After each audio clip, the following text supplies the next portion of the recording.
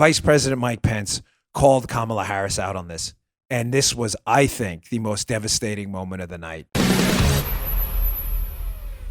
I said to you, don't sleep on Mike Pence. The Wall Street covered that Wall Street Journal story where everybody, oh, shucks, Mike Pence, Midwestern guy, Kamala Harris, this big city, San Francisco prosecutor, she's going to eat Pence alive. I told you, the Wall Street Journal nailed it.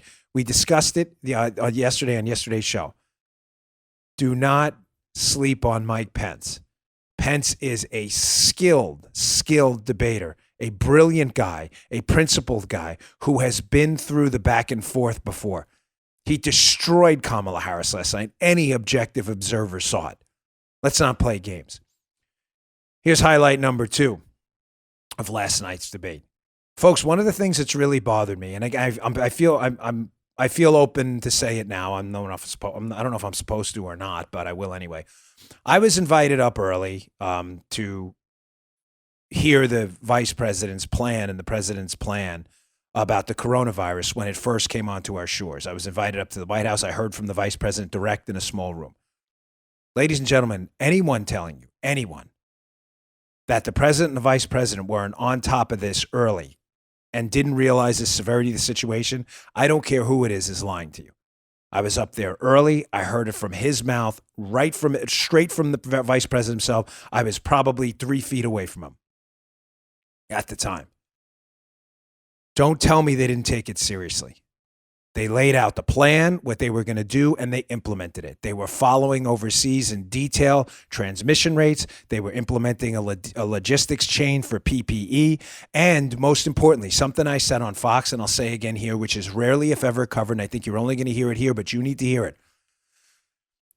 The former administrations, both Obama, Bush, Clinton, otherwise, they had a different model of testing in the United States for potential pandemics. Please understand what I'm about to tell you. And the vice president, when we spoke to him, it wasn't just me, it was others.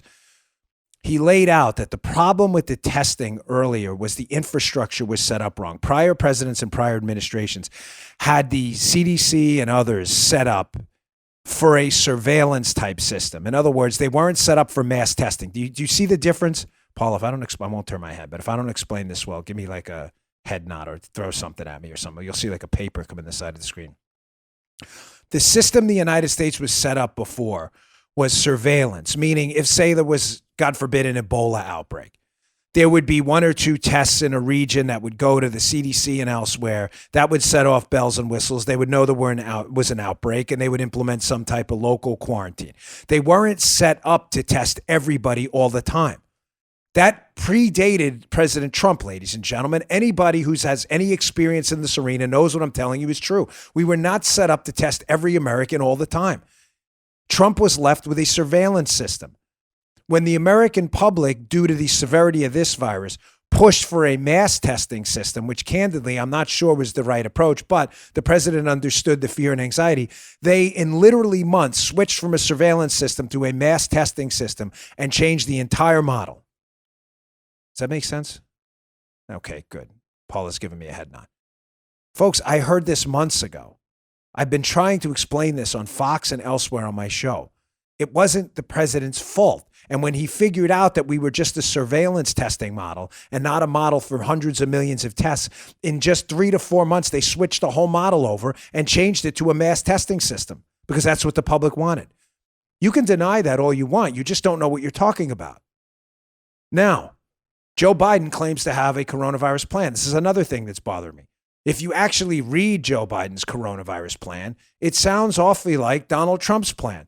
He says things in there that Donald Trump has already done, and he acts like he made it up. We need a military person in charge of logistics to distribute vaccines and PPE. That's already happening. President Trump already appointed a military officer to do all this. We need more PPE. We already have that. There's no shortage of PPE. We need a rapid vaccine. Did he miss Operation Warp Speed? Everything Joe Biden is saying he's going to do, President Trump has already done. Ladies and gentlemen, just read the paperwork on Biden's plan. Trump has already done it. Finally, Vice President Mike Pence called Kamala Harris out on this.